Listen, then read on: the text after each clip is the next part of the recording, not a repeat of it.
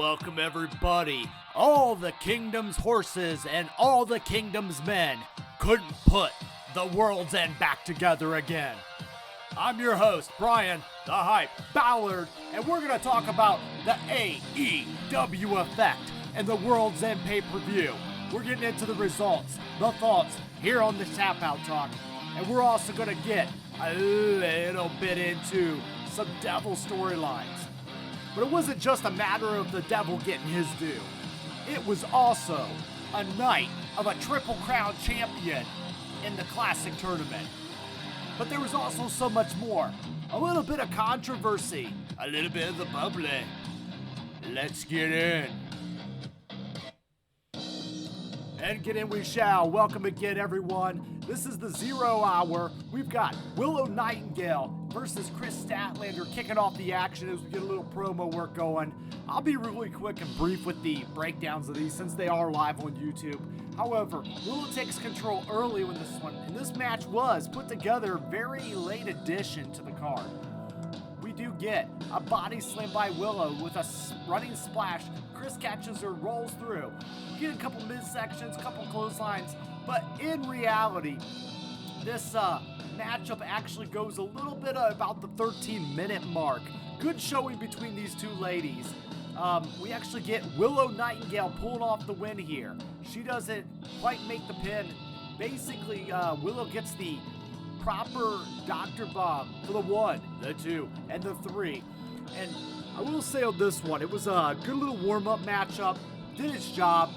Got the crowd rolling, tested out the ring. Willow got the win here. I don't think it really hurts Statlander overall, and it keeps Willow relevant as we're counting down to the pay-per-view.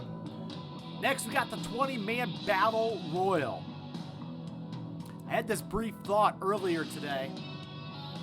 I thought about Luchasaurus, aka Killswitch, or Nick Wayne, or somebody like that winning this Battle Royal. A little too late though, I never committed to it. But it did pass my mind, and I said it would be interesting just to have him win it here and play into the storyline later in a way for Christian to retain the title. Or a way for Luchasaurus, aka Killswitch, to hold the title while Christian seethes with jealousy.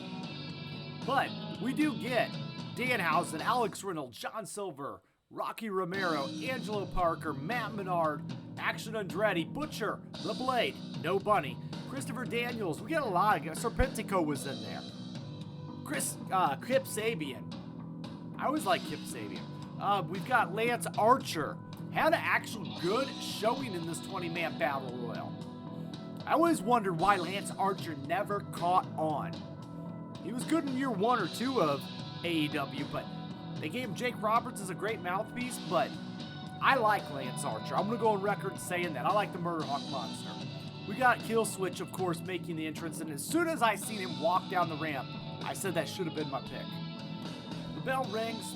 Get them all on the outside, ironically. They're loading up with tables. They bury the two big men, Archer and Killswitch, under the tables and chairs. They spill now into the ring. Not out, into the ring finally. We get some high action with Serpentico, Rocky Romero. They're all there, all your Saturday night favorites. Romero in the apron at one point. Later on, we get a little bit of Blade and Butcher team up in the match. Ultimately, we get Sabian headbutting Danhausen. We get also Sabian fighting back in response. We get Kate Sabian getting eliminated with an enziguri by Bryan Keith. Danhausen looking to curse Keith, but he's cut off. Keith headbutts Blade off the ropes. Butcher makes the save. Backdrop driver by Keith on Butcher. We keep going on in this matchup, and Killswitch and Archer finally emerge in the matchup. Probably about halfway through. Daddy Magic gets in the face of Archer, chops to the chest. Archer with a body block, he eliminates Menard. Daniels also eliminated. Archer clothesline both Action, Andretti, and Dante Martin. But now, Roppongi Vice tries to take him out. Archer responds with a big slap in the face, but by Rocky Romero with a huge blackout to eliminate Romero. Kill switch with a double choke slam on Andretti and Dives Martin. Kill switch and Archer eliminate Martin and Andretti simultaneously. Archer sends Blade over the top rope. Butcher is gone thanks to kill switch. Danhausen's in trouble. He tries a German suplex on Archer. Archer with a blackout attempt, but Trent Beretta saves him. Trent and Danhausen eliminate Lance Archer. So Archer actually looks stronger, like I said, in this matchup. At this point, there's a little hug, and people, they get what they want. Trent eliminates Danhausen then. There's a running knee to kill switch. We got Trent Beretta and kill switch going at it. And then a third. Trent's he's feeling the upset. He's feeling the win. He's feeling the TNT title. He pulls a knee pad down, runs and gets caught, landed in a choke slam by Killswitch, charges Trent with a low bridge, but Killswitch holds it. Both men are on the apron. There's a jumping knee by Beretta. Trent is looking at the half and half. Killswitch avoids it, a massive back elbow drop. Killswitch finally knocks Beretta off at the 14-minute mark to give Killswitch the win and a shot at the TNT Championship, something that would come into play later this evening.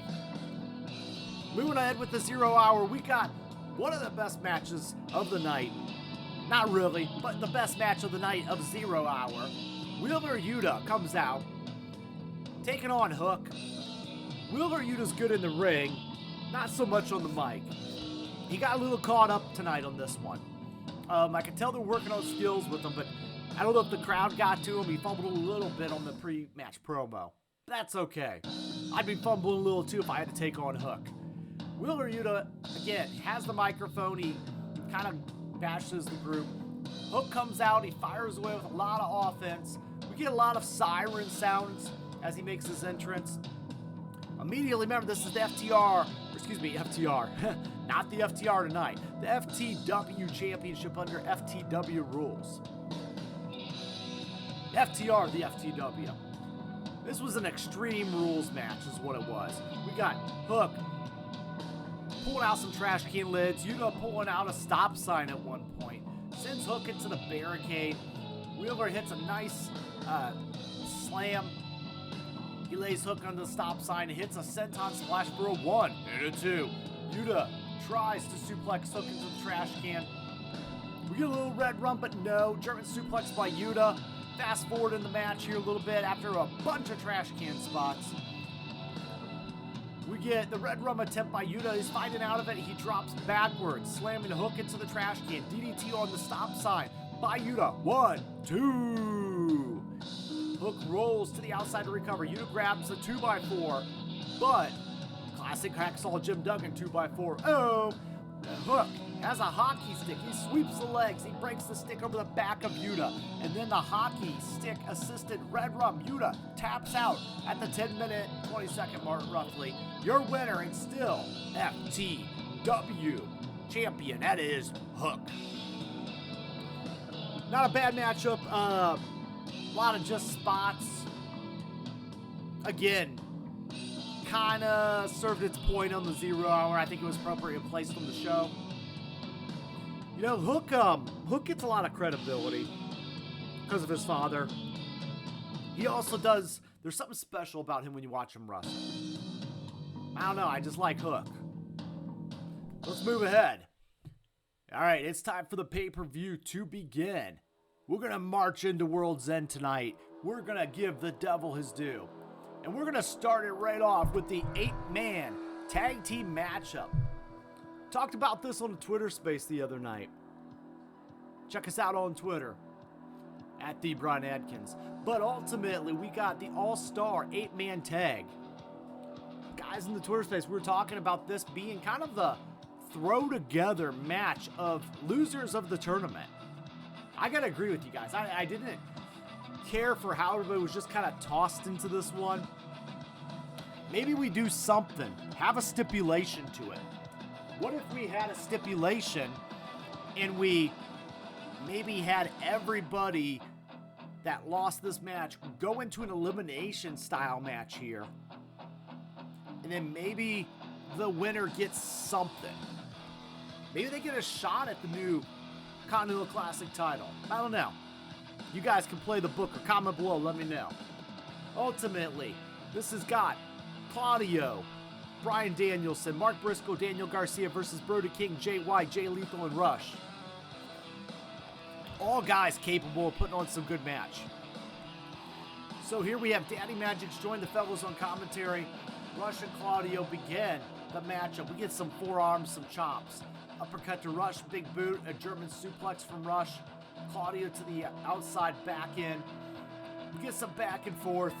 Standoff between Jay White, standoff between Lethal and Mark Briscoe. But then Jay White is tagged in to face Bryan Danielson. We get some yes going.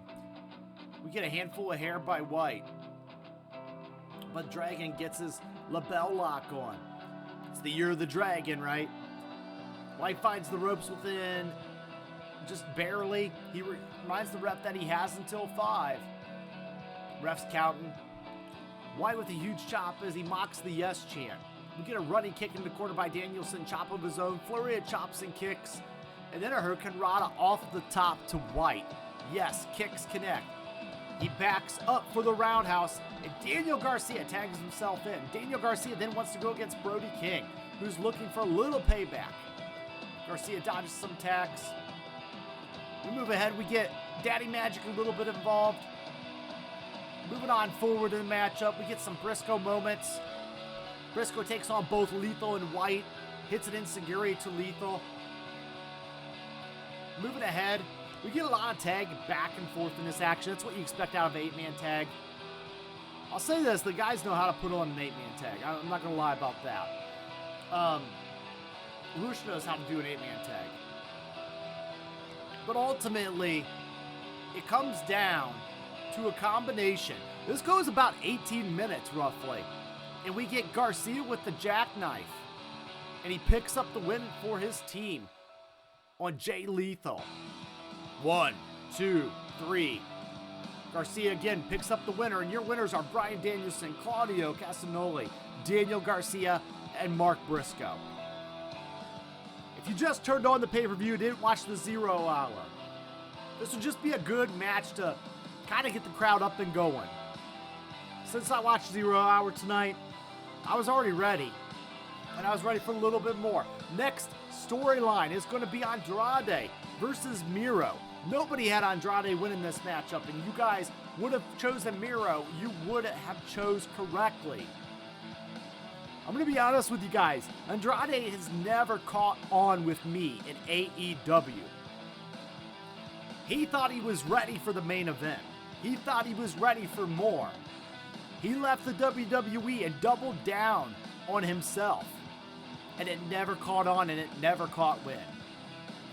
And that's why you will see Andrade maybe going back to WWE, floating in the mid-card like he does here.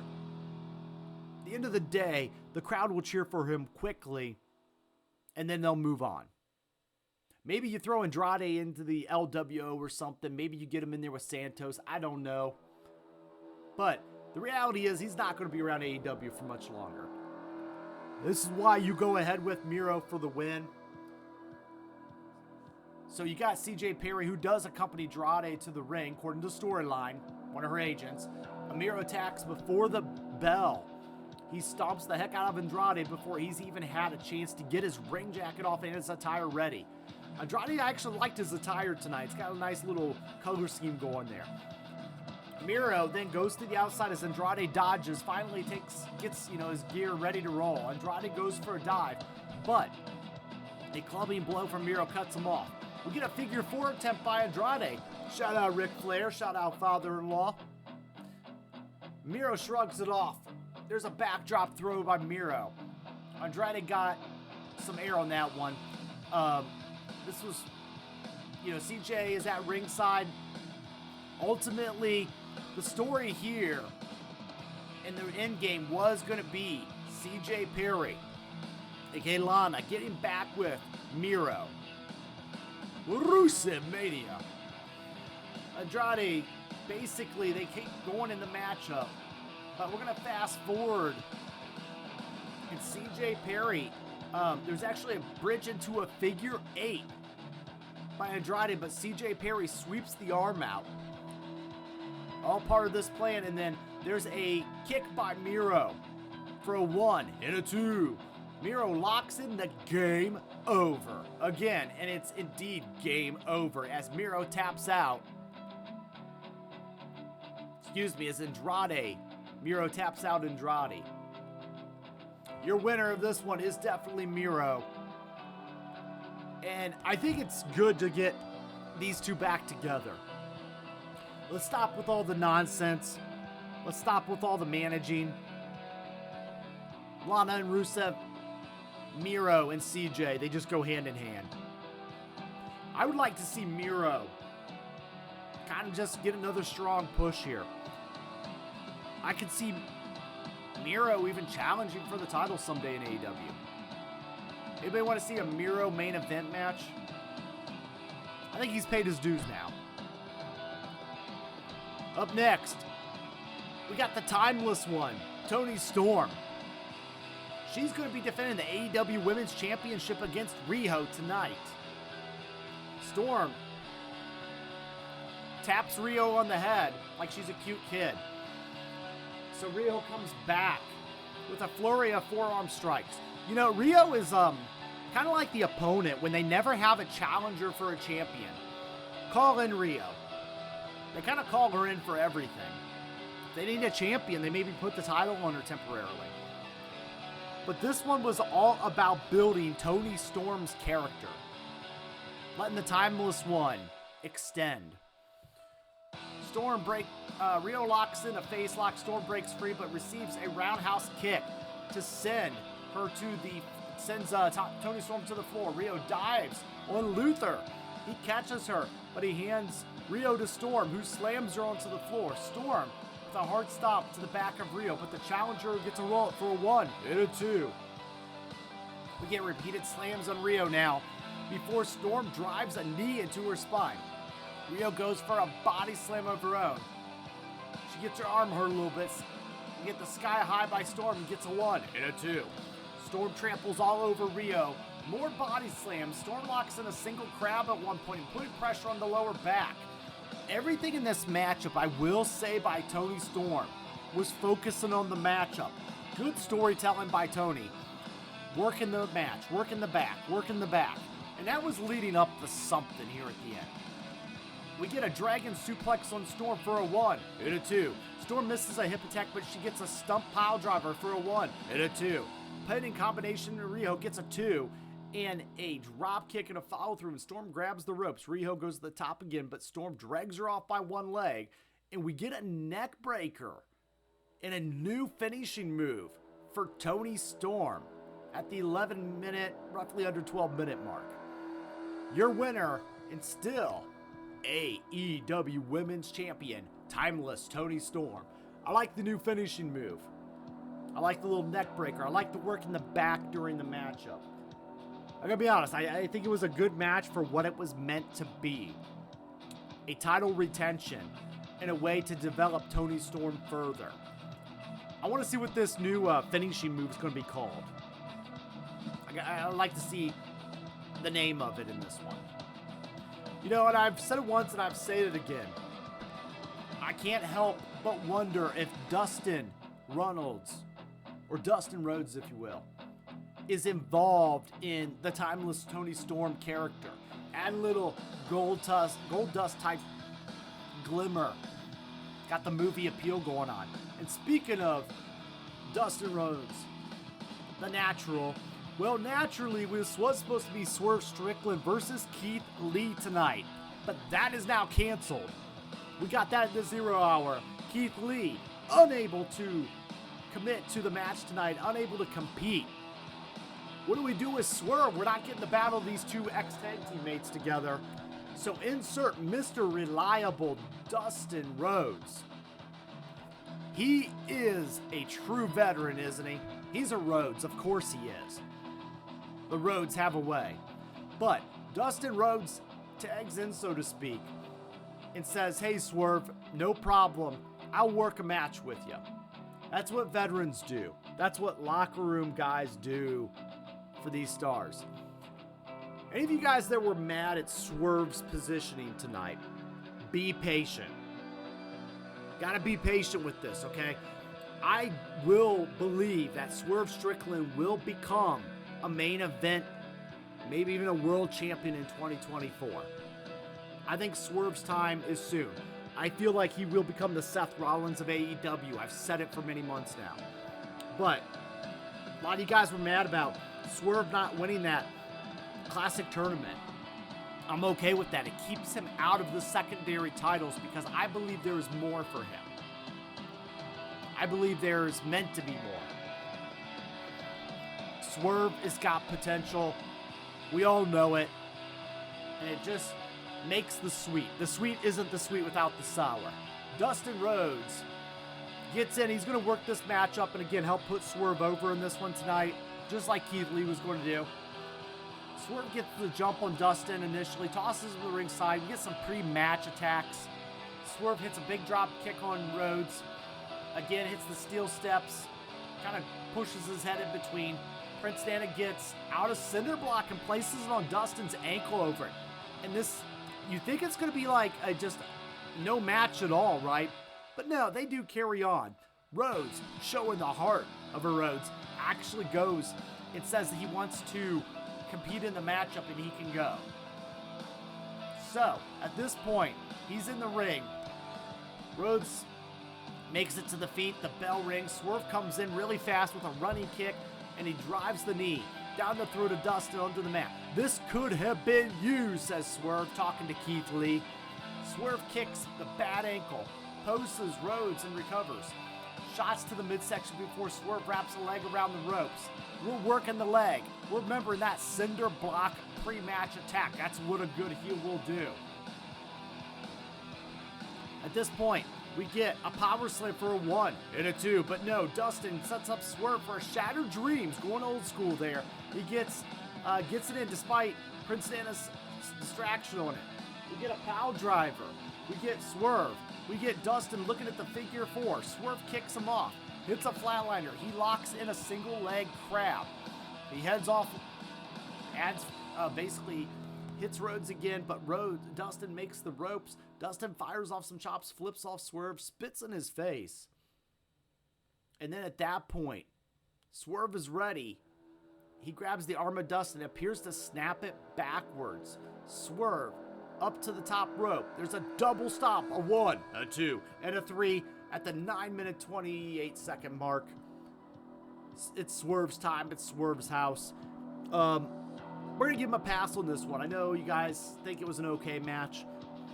You know, I applaud Dustin Rhodes and Swerve putting together a match on such short notice. You know, it's better than being canceled, right? We don't want to do that. So I remember months ago, I think it was at the Forbidden Door pay-per-view, we got a match that was canceled. And you know what? At least we delivered on something tonight. And I think this purpose was still the same. If anything, it's almost better that he was able to work a match tonight instead of just being left off the card. So I'm okay with the ending on this. We'll give him a pass on it. Speaking of passing, let's go on and passing the torch possibly tonight. We've got the other 8-man tag. Chris Jericho, Sammy Guevara, Sting, and Darby Allin. Ricky Starks, Big Bill, Powerhouse Hobbs, and Kyle Fletcher. All right, so I'm not in the business of making allegations at people. I'm not in the business of spreading dirt and rumors. I'm going to let things of that nature work themselves out because here on Tap Talk, I don't like to get into those kind of things, the politics of it all. But I will say it's going to be a very trying time for Chris Jericho. He felt that from the crowd tonight. A mixed reaction. That's about right. You got half the people that kind of know what the rumors are. And if you guys want to know and you're not knowing what I'm talking about, just Google search it, do your own research. But ultimately, we got the other half of the audience that was there for the show that maybe was casually tagging in. So we get this matchup. We get Guevara beginning with Takeshita. Takeshita drives him to the corner, but Sammy with chops right out the gate. He kicks to the head and has a diving crossbody. He gets a 1 count. He tags Jericho. There were boos for Jericho. You could hear them. There was one sign that made it on. It was the NDA, non-disclosed agreement sign. But Takeshita with a flying forearm hits Jericho down, and now comes Ricky Stark, who flips off Jericho. In comes Hobbs. Shoulder blocked by Hobbs. Tag to Big Bill. You get a flapjack on Jericho and an eye poke to Bill to keep control. We get a tag to Darby. Everybody loves Darby. Darby comes in. Darby heads to the top, but Don Callis interferes, distracts him. Takeshita hoists Darby up onto his shoulders and hits a massive avalanche. Blue Thunder Bomb. Hobbs in with clubbing blows to Darby and a stalling suplex. Hobbs and Big Bill swing Darby by the legs. Takeshita prevents Darby from making the tag, and Darby gets a sunset flip, and then he tags in Sting. Sting takes out Starks, and Takeshita, the Stinger Splash. Ow! Another to Bill and Hobbs. Jericho assist, and Bill and Hobbs are in opposite corners. Sting and Jericho with stereo Stinger Splashes. Big Bill comes right back in. We get a 1 and a 2. We get the Black Hole Slam from Bill to Guevara. A code breaker on Bill. We're going to fast forward here in the matchup. We get Don Callis involved, in with a baseball bat, but then he quickly runs away. Jericho stops Hobbs from interfering by locking in the walls of Jericho. Now Sting locks in the Scorpion Deathlock. So we get the walls of Jericho and the Scorpion Deathlock at the same time. Starks breaks it up though. Bill is sent to the apron. Darby drop kicks him off a huge suicide dive to take him out. Sammy takes a run up, but he's cut off by a big spear from Starks. There's a 1 and a 2. The Angel's Wings from Starks. A 1 and a 2. Sammy Guevara with a super kick. He connects. Guevara goes up top. Starks is ready. And then there's a shooting star. 1, 2, and 3. Your winners, Jericho, Darby Allin, Stinger, and Sammy Guevara.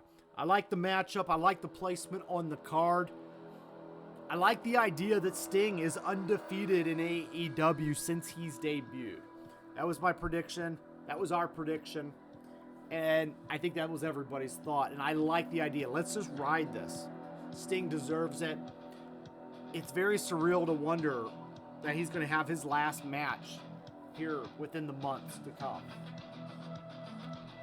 Let's move ahead. We've got Julia Hart versus Abaddon. Julia Hart, one of the young rising stars of AEW that they've done a great job developing. We got a little supernatural creepy vibe going on with this one. We got a little, why not? Undertaker made a career of it. Bray Wyatt made a career of it. Kane made a career of it. Let's go ahead and try it out. Abaddon gets the choice for some stipulations here. And Julia takes a moment to study Abaddon before they lock up. Abaddon goes for a big kick and Hart dodges it. We get a "This is Spooky" chant. Gotta agree. Later on, we get a Black Hole Slam from Abaddon. We get a 1 and a 2. Abaddon grounds Julia and gets some mounted punches. Julia reverses it. I gotta admit, this match was a little bit better tonight than the last match I've seen with Abaddon. Was the Christmas one, where there's just a bunch of Christmas toys spread around. So I gotta say, I enjoy this one. They get to the feet. Basically, Hart gets the upper hand at one point, planting an STO on to her opponent. On the outside, Hart whips Abaddon into the ring apron. Hart follows with a suplex to the floor. Back in the ring, Hart takes them over the ropes, chokes them out, and there are no rope breaks in a house rules match here. Abaddon with a whiplash effect on the ropes, but Hart manages to keep her submission on. We get a knee in the square small of the back. Abaddon bites the arm, but it's legal here in this match. Hart goes for another shot. Abaddon bites that arm. I wonder if we're going to get Julia Hart zombie within the next coming weeks. Maybe the mist she spits actually counters that. But we get a running knee by Abaddon. It connects. They battle over the top rope, and Hart hits a big-time suplex for a 1 and a 2. Sliding, blindsiding, a lariat by Hart, though. Hart locks in the Hartness. Abaddon reaches the ropes. It doesn't break the hold. There's no rope breaks in this one. Abaddon rolls through, and instead, She gets to her feet and she hits Hart with a spinning slam and a drive to knee for a 1 and a 2. It's still a no. We're going to fast forward here. And then we get an appearance by Sky Blue. She tosses Abaddon off the top rope. Abaddon sits up, heads under the ring to find Sky, pulling her out from the apron. They battle on the ramp. Abaddon takes her down, nailing the drives. But Julia comes from behind. She rolls Abaddon back into the ring. There's a moonsault that connects. And there's a 1 and a 2 and a 3. Julia Hart retains at the 11-minute 58-second mark. You're still TBS champion, retaining Julia Hart. Speaking of retaining, I just want to say thank you guys for staying and retaining with me and everybody over at the fans of ProWrestling.com. Out on Twitter, we've got Twitter spaces going on all the time. Come and join us. Let's get in. Hey guys, if you like what we're doing here on Tap Out Talk, hit that like button. Like, share, subscribe if you like, but the like button just helps me out, and I appreciate each and every one of you. Let's move ahead. A lot of you guys feel that this was the match of the night. I gotta be honest, I think this might have been one of my favorite matches of the night, despite the ending. I think the match of Christian and Adam Copeland, the history is there. The story is there. The no DQ fits the mold.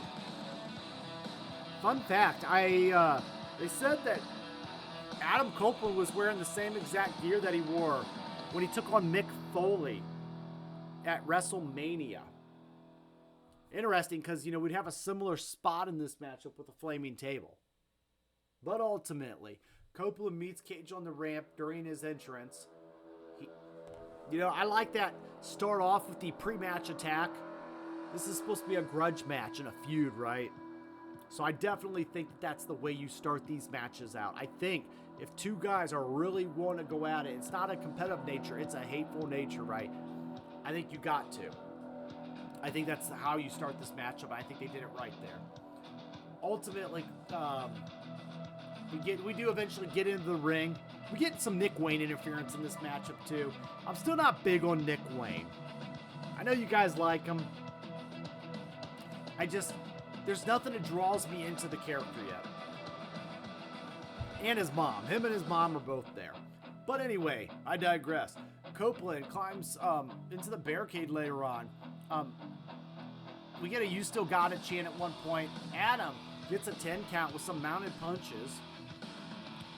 He's sent into the ring post, shoulder first. Cage rests while Copeland heads to the steps, and he delivers a stomp. We get a 2 count. Copeland's eyebrows now busted open as Cage pulls out some kendo sticks. There's a big kendo shot to the back of Copeland. Kendo sticks always look like they hurt. Like they look, I just imagine that's the thing, because it instantly leaves marks on people's backs. Ultimately, we get a 2 count from some of the moves here. Nick Wayne grabs a chair. Cage drives the chair into the midsection of the ground. Copeland opens the chair out on top of on top, and poses on top of it. Cage sits on the chair, locks in a Boston Crab. Copeland uses his lower back strength to fight out of it. Fist to the ground, doing a push-up as he's trapped under the chair to get out of that move. Wayne hands Christian a metal rod. He swings it, but Copeland reverses it with a DDT to counter. There's kendo shots from Copeland now. Copeland reversing it on Christian. Cage grabs a hold of the metal rod, but no, Copeland sees it and shoves the rod in Cage's mouth for the assisted submission. Cage drags himself to the ropes. Copeland releases the hold. Copeland delving under the ring, and he comes out with a ladder. Copeland, we get TLC chants in this matchup. That was kind of cool. That's good. It's a throwback. These are the innovators of that match. The ladder is wedged between the middle and top rope. Cage is sent face first into it, but Christian comes back with a kendo shot. We are reverse DDT. The ladder is set up. Cage climbs it. Copeland's back up. There's a sunset flip powerbomb off the ladder by Cage. These guys, I can't believe these guys are pulling off moves like that. That was only good for a 2 count, by the way. We get a little more back and forth action. I can't even keep up with it all. We get some chair shots to the face a couple times. We get a spear through a table for a 1 and a 2. Shayna Wayne pulls the ref out. Nick Wayne comes in out again with the title shot belt, smacking it, hitting the OsCutter off the middle rope of the floor. He rolls Copeland in. Kill switch connects for a 1 and a 2. Cage just handed Nick Wayne a lighter and lighter fluid. They douse the table. And Cage tells Copeland to go fuck himself, and then Wayne sets fire to the table. We get a spear to Cage, and Nick Wayne is on the apron as Copeland adds more fluid to the table. The power bomb off the table through the flaming table on Nick Wayne. Almost went past the table, but the flaming table was flipped over. Copeland's back in the ring. We get a shot to Cage, right in the groin. A kill switch by Copeland. Kill switch comes in, and then Copeland actually hits the kill switch. He gets a 1, 2, and a 3. We have a new TNT champion at the 24-minute mark. But it's not over.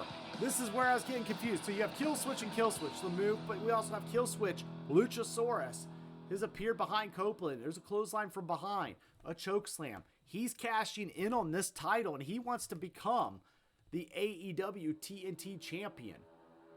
But no, Christian comes in. He berates the big monster. He demands that he hands the contract over. Christian signs it, and Chris hands it to referee Paul Turner. And the bell rings, and we get a spear by Christian. 1, 2, 3. Your winner and new TNT champion, Christian Cage. All right. Controversy. I don't know if it creates cash in this situation. Aaron Riff, NoDQ.com, on my Twitter, he posted tonight. It reminded him of when DDP lost the title and won it right back on a WCW Nitro episode. It did kind of remind me of that. I think it's a fair point. Ultimately, that was a kind of weird spot at the end of the match.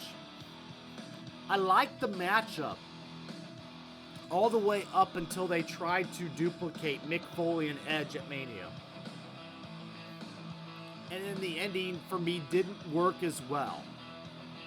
I thought it would have been more interesting if Luchasaurus, aka Killswitch, did not give up his championship match. I guess they're telling a longer story here with this one. Speaking of longer stories, it's been a long Continental Classic tournament. Lots of round robin styles. In the opening match of this evening, we've gotten a lot of guys in that tag match. But this is the main event. This is your Jon Moxley versus Eddie Kingston. I'll be honest with you guys, I like the idea of this being in the finals. This tournament, and I said it from the beginning, was very much felt like it was created for an Eddie Kingston win. I actually thought Mark Briscoe would do better in this tournament than he did. But that's fine. I feel like Eddie Kingston definitely deserved this win. I don't compliment Eddie Kingston very much. I actually have a little fun not being a big fan of Eddie Kingston. I kind of like having fun with that. But in all reality, Eddie Kingston slowly has won me over. He's definitely deserved this. This matchup kind of just ruined. And if he's going to beat anybody, Mox is the one that needed to be in this main event with Eddie Kingston tonight in order for this win to mean anything. Mox is a former multi-time AEW World Champion. And if you want this Continental Classic and you want Kingston to become a Triple Crown champion, this is how you do it, by beating Jon Moxley in this tournament. It's not going to hurt Mox to take this loss. So we get a lot of slapping. We get some pile drivers in the center of the ring for 2 counts. Moxley goes for a single crab at one point. It transitions to an STF. Eddie has to bite the hand just to escape him. Back at their feet, they trade an overhand chop, and Eddie even brings Moxley to his knees with more chops. Eddie brings the straps down. You know he's getting into business, a la Kurt Angle style. Moxley flips Eddie off. Eddie retorts with some huge chops. We get a back fist by Eddie. Eddie can't capitalize to make the cover, though. There's a struggle here. Clothesline in the corner. Eddie unleashes the machine gun chops. Eddie stalks him. I felt like this matchup culminated everything that Eddie Kingston has done in 2024. All the Japanese wrestling matches. I felt like this was the world's end of that year for Eddie Kingston. Eddie was fading a little bit. You get a back fist to the future connects. He gets a 2 count. It wasn't enough. But the Northern Lights bomb for a 2 count again. Eddie drives for a pile driver. He can't get it. Mox explodes with a clothesline to create some space. They come head to head on their knees, trading shots. You feel like they're down to the last blow. They fire each other up with shots. They slaps. There's a massive back fist with a 1, a 2, and a 3. Eddie Kingston is your new Triple Crown champion. Not a bad match. I enjoyed it. I enjoyed the win. Good job, Eddie Kingston. Congratulations. Let's move ahead. And we move ahead to the main event. It's one of those situations where the storyline overshadows the main event. I told myself right before the matchup, I messaged the team over at Fans of Pro Wrestling, Wrestling Fans Insight. And I said to the team, I'm going to try to calm myself down and not be overly excited on who the Devil reveal is. I'm glad I did that. I will say, the Devil reveal, the way this whole main event went, I think there were a lot of factors that played into this that we just didn't account for. I don't think we accounted for how hurt or injured MJF is. I want to see what the long-term story is for him in 2024. He's obviously going to get a break. Interesting note to hand the championship title over to Samoa Joe. I like Samoa Joe. I hope he can be a good, credible champion for us as much as MJF was. MJF gave us one of the best years of matches. If you read his little manifesto that he wrote the other day, it makes a lot of sense now that he lost this title. It was almost like he was saying goodbye to us all, but in a good way. So we get the Long Island crowd. You got the Bret Hartish in Calgary type vibes. And then we get, all of a sudden, Adam Cole's music. He makes his way down to ringside, still on his crutches. And we let the speculation begin. And at this point, as soon as Adam Cole came out to ring, my disappointments came true. Adam Cole was the Devil. And that also means the Kingdom. And we all kind of knew Wardlow was going to be involved in this. I really, really liked my storyline of Wardlow and a new variation of the Pinnacle. But we're not getting that.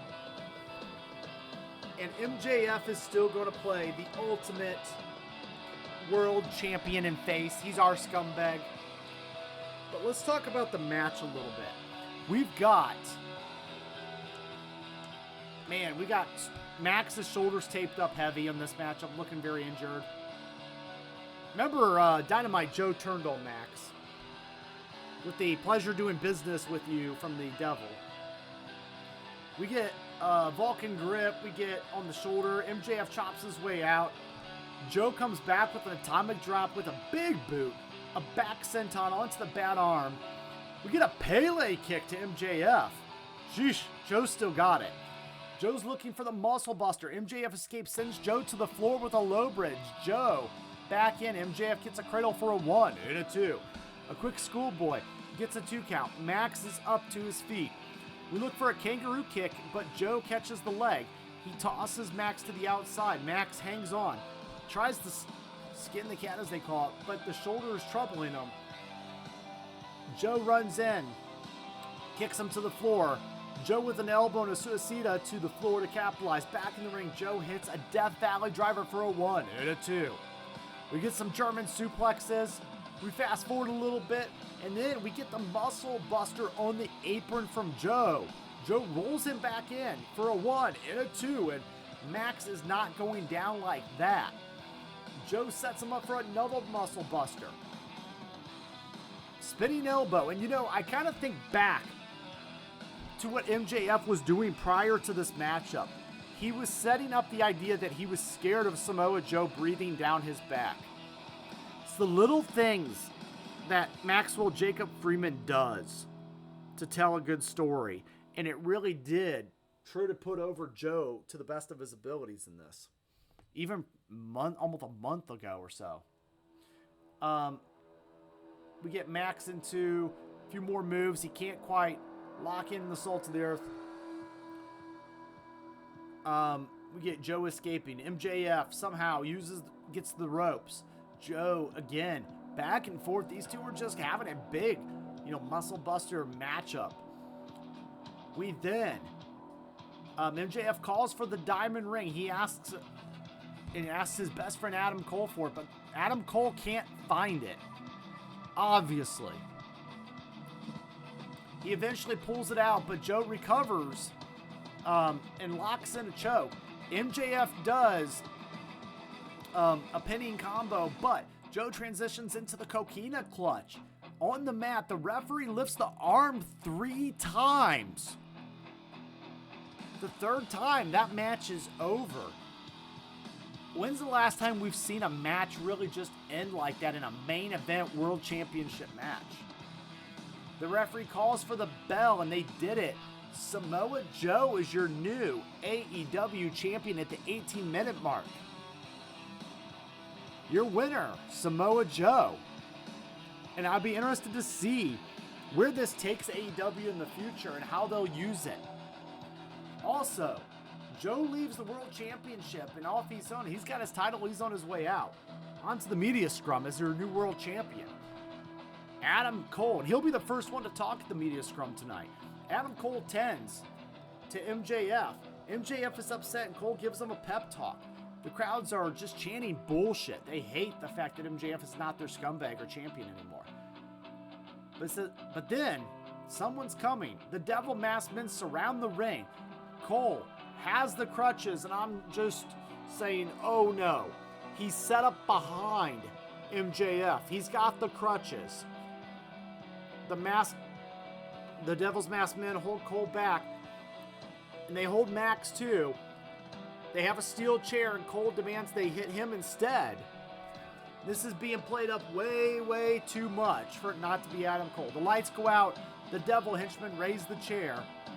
They come back on, and Cole is sitting calmly in the chair with the masked men around him. Cole is the Devil, baby. The masked men unmask. It's Roderick Strong, Wardlow, and the Kingdom. They need Max. They need Max in the head. They feed him to Wardlow. Wardlow getting a little revenge. Not really revenge. He got over on MJF before.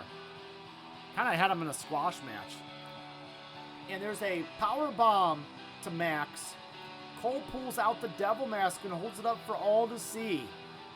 Cole tosses the mask onto the MJF, and he poses with his henchmen behind him. The pay-per-view ends, and the rest of them gloat with the former world champion. All right, it's interesting because as soon as Adam Cole came out dressed in all black tonight, something told me. I said, well, that makes it very easy. And I feel like they were trying to do a little Shield type thing. But at the end of the day, Adam Cole and the Kingdom and Wardlow, they are your new group. They're the Devil and the Followers, whatever this name's going to be. I will watch Dynamite because you know what? I am going to have to get an answer to what all this is. And you're going to be watching this week too. Let's go into our final thoughts. All right, guys. So it was a night of Devil disappointment. But I do want to say it was the most logical choice.